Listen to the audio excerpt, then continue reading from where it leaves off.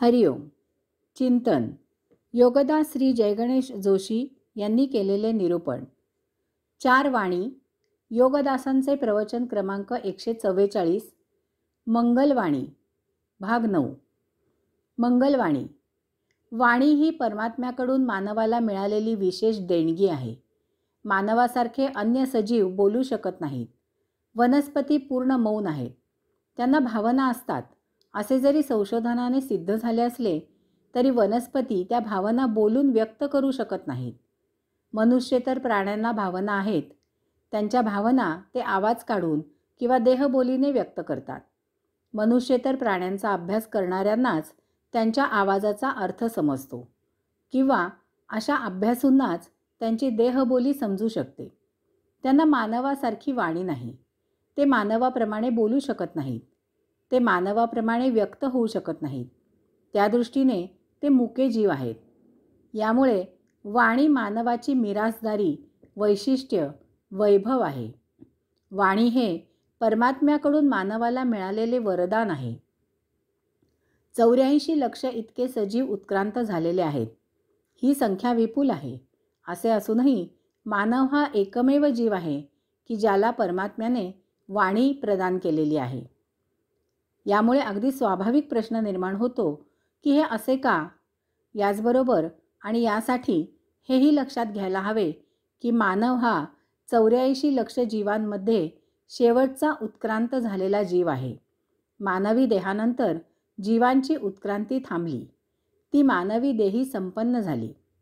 याचबरोबर हेही लक्षात घ्यायला हवे की संपूर्ण 84 लक्ष जीवांमध्ये फक्त मानवालाच अनन्यसाधारण, अतितीक्ष्ण, अतितीव्र, अतिकुशाग्र बुद्धी, स्मृती, समज, उमज, आकलनशक्ती, कल्पनाशक्ती, तर्कशक्ती परमात्म्याने प्रदान केलेली आहे.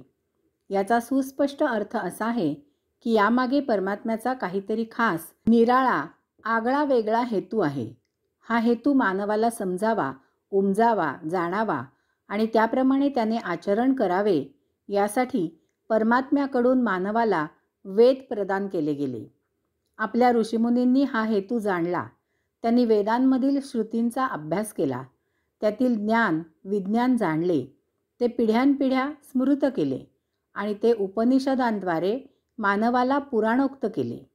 मानवाची बुद्धी, स्मृती, वाणी ही अशी सुयोग्य कारणासाठी वापरली गेली आणि ती अशीच यासाठी पुढेही वापरली जावी अशी रास्त अपेक्षा परमात्म्याची आहे.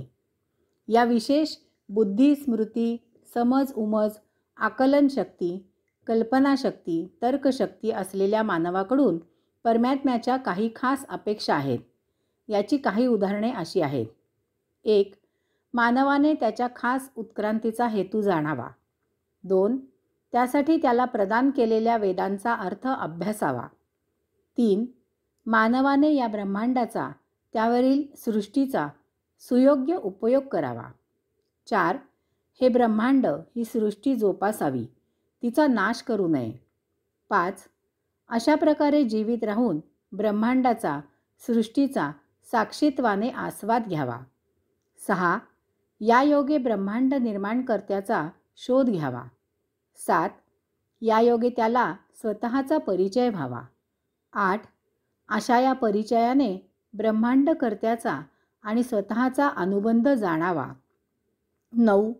या योगी त्याच्या अंतिम जीवाचा, देहाचा अर्थ त्याला उमजावा. 10. आणि या योगे त्याने ब्रह्मांडाची यात्रा संपन्न करून आपल्या मातुली, योगधामी, आपल्या जनकजननीमध्ये समर्पित व्हावे. यासाठी मानवाने 1. त्याच्या वाणीचा सुंदर, सुयोग्य सदुपयोग करावा. 2. आपापसात सदा मंगल बोलावे. 3. त्याची सर्वामुखी मधुर वाणी असावी. 4. वाणी योगिक, आध्यात्मिक, आत्मिक असावी. 5. वाणीने आपापसात सर्वांनी एकमेकांजवळ सलोख्याने, सामंजस्याने, सहकार्याने आचरण करावे. 6. वाणीने एकमेकास सहाय्य करून सर्वांनी सुपंथ अंगीकारावा. 7. वाणीने एकमेकांना आनंद द्यावा. 8. शुद्ध, पवित्र वाणीने स्वतःसह सर्वांचा आनंद द्विगुणित, शतगुणित, सतत वर्धित करावा. 9. वाणीने मुलांवर योगिक आत्मिक संस्कार करावे. 10. सहज वाणी तरी सदुपदेश असावा. 11. वाणीने परमात्म्याचा नामघोष करावा. 12. वाणीने परमात्म्याच्या स्तुतीपर अभंग, दोहे, भजन गावे. 13. वाणीने परमात्म्याच्या गोष्टी, कथा, चरित्र यांचे गुणगान करावे. 14.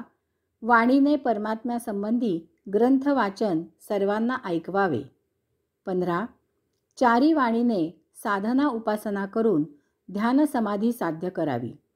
त्यायोगे साक्षात्कारी दार्शनिक स्वस्वरूप प्राप्त करावे आणि सायुज्यमुक्त होऊन समाजात प्रभुकार्य करावे. चारी वाणीने साधना उपासना कशी करावी ते आपण पुढील प्रवचनामध्ये पाहू. हरिओम.